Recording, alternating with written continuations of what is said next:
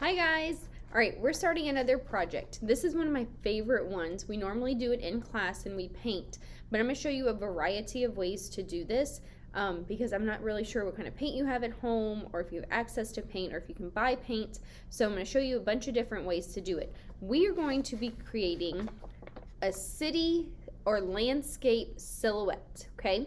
And we're going to put value in our sky, so you're going to have to pick a time of day. Maybe you have a sun right here. Where's the sky? Right. Maybe you have a sun here, and you can use red and orange or yellow for your sky. Maybe it's a moon like this one and it's nighttime, or maybe it's purple. We're not going to use green in our sky.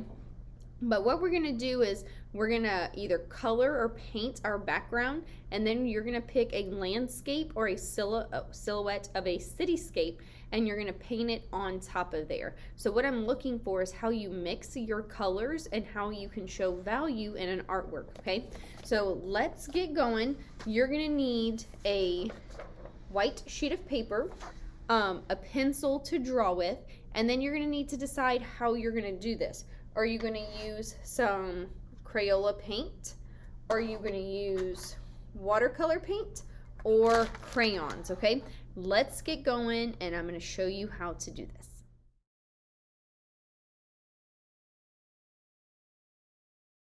All right, as you can see, I marked my moon with a pencil so I know where to paint around.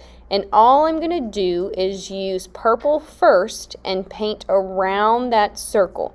We're going to make this look like rings because sometimes in the night sky it's really, really bright close to the moon, and then as you move away it's going to get darker. So we're going to show value that way. To get it really light around where the moon is, you need to use a little more water with your paint if you're using watercolor paint like this. And as you move away, you're going to want to use less water. So it might take you a little longer to do that part. But again, all we're doing is moving around that circle as we go. And as you notice, I am turning my paper to help me paint in that circle. So take your time. You will have some lighter areas in there, and that's okay. We're going to go back in a minute, and I'm going to use some blue to fill it in. But what's most important is that you keep your color as light as you can, closer to the moon, and as you move away, use a little less water, and then go back and fill it in. And then right now I'm using less water with it, and I'm getting those darker spots around there, and again moving in that circular motion. And then now I'm just going to touch up with some blue to add a little more value in my sky. And notice I'm painting to the edge of the paper. No matter what, you keep going to get that whole background finished. Take your time, don't rush, and clean your mess when you're done.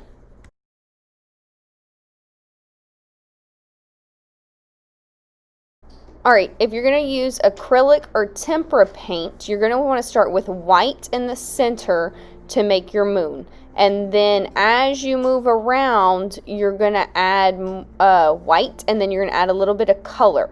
And again, we're keeping it as light as we can, closest to our light source.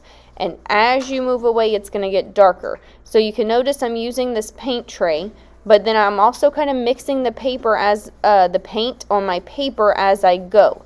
So don't rush. You can adjust this as needed. This will blend really well, a lot better than the watercolor will if you have this kind.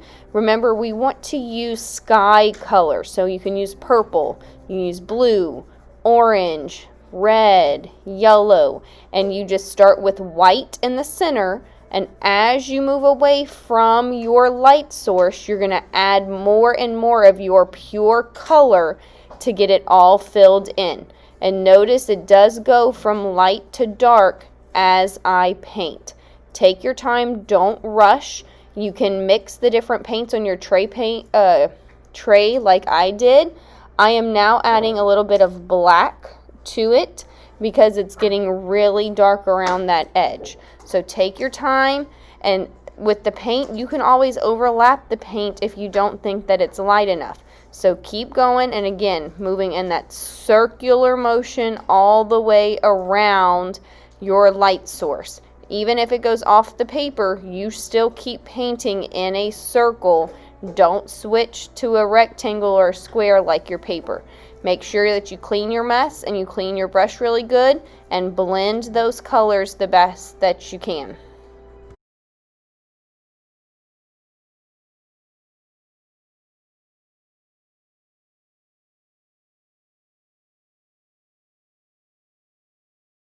Alright, let's say you don't have any kind of paint at home. Totally okay.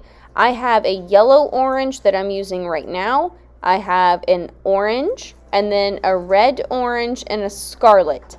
And notice I am just coloring around my light source.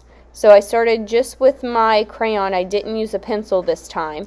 And all I'm doing is using the lightest orange that I have, the yellow-orange, starting that. As I move away, I'm going to switch to my orange, and I'm going to color in a circle with that one.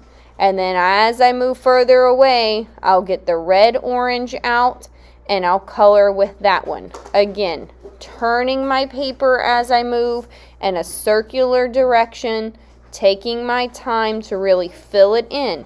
Even though you have crayons, you can still totally blend those colors. So take your time.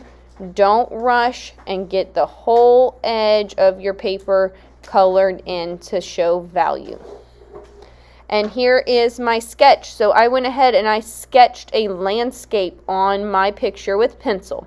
Now, we're going to do this with paint if you did watercolors. But if you did crayons, you're going to have to use a black crayon to make your silhouette. So I drew my sketch in pencil.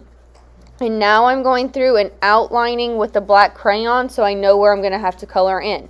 Now your hand is going to hurt whenever you are done with this. Coloring on top of crayon with a crayon really waxy is not the easiest. But I'm going to take my time, go all the way through, get it as dark as I can.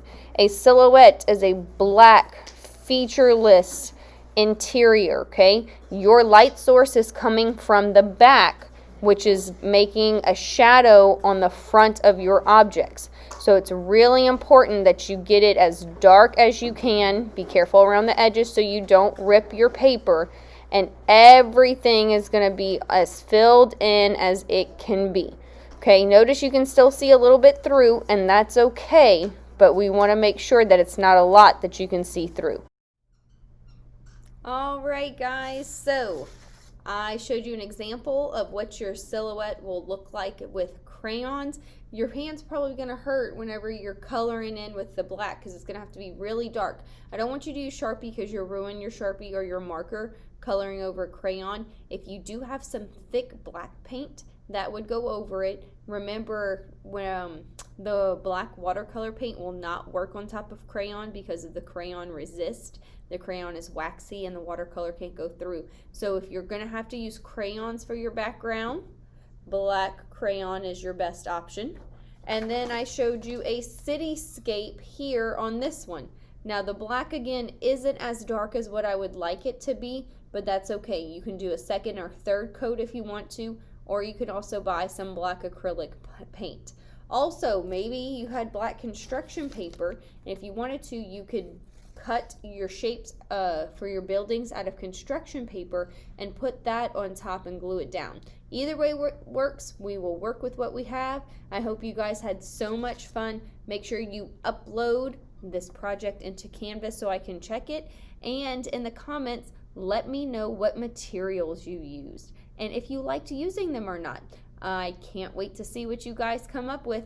See you later. Bye.